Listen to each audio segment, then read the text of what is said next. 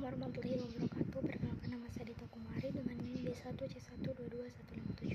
Di sini saya akan menjelaskan tentang pengertian pusat pertanggungjawaban laba dan contoh penerapannya dalam satu perusahaan, dan keterkaitan antara pusat pertanggungjawaban pendapatan, pusat pertanggungjawaban beban, dan pusat pertanggungjawaban laba dengan contoh penerapannya dalam suatu perusahaan. Nah, yang pertama itu pusat pertanggungjawaban laba atau profit center adalah suatu unit atau bagian dalam organisasi yang bertanggung jawab untuk mengendalikan biaya dan mengelola pendapatan, di mana tujuannya ini adalah untuk menghasilkan laba. Pusat ini tidak bertanggung jawab atau tidak memiliki wewenang dalam pengambilan keputusan investasi, tetapi memiliki kontrol penuh untuk mengendalikan pendapatan dan biaya yang dikeluarkan agar tidak keluar dari anggaran yang telah ditetapkan. Kemudian contoh penerapan dalam perusahaan itu adalah misalnya perusahaan ini memiliki divisi penjualan. Nah, divisi penjualan ini bertugas untuk meningkatkan pendapatan.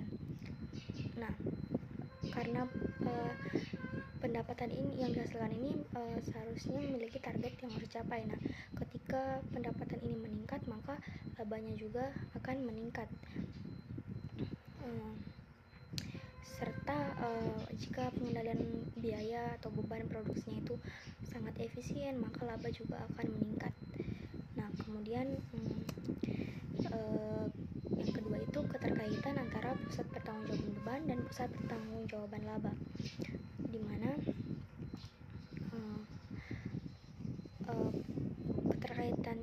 keterkaitannya ini adalah pusat pendapatan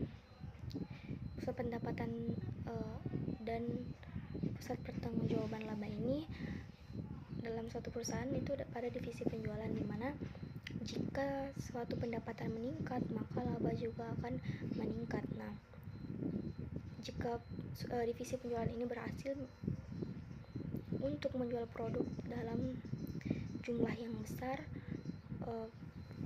dan mencapai target, maka labanya ini juga akan meningkat gitu.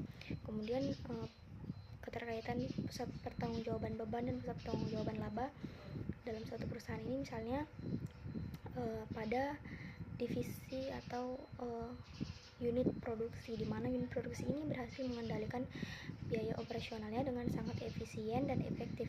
Misalnya perusahaan ini mengendalikan biaya bahan baku agar tidak terlalu membludak, dan biaya tenaga kerjanya juga diefisienkan. Maka hal ini dapat meningkatkan laba karena apa? Karena pada saat penjualan itu harganya lebih tinggi daripada biaya yang dikeluarkan untuk menghasilkan produk tersebut. Nah, kemudian keterkaitan beban dengan pusat pertanggungjawaban pendapatan ini adalah dimana jika beban ini efisien, dikendalikan dengan secara yang sangat efisien dan tidak keluar dari anggaran yang telah ditetapkan, maka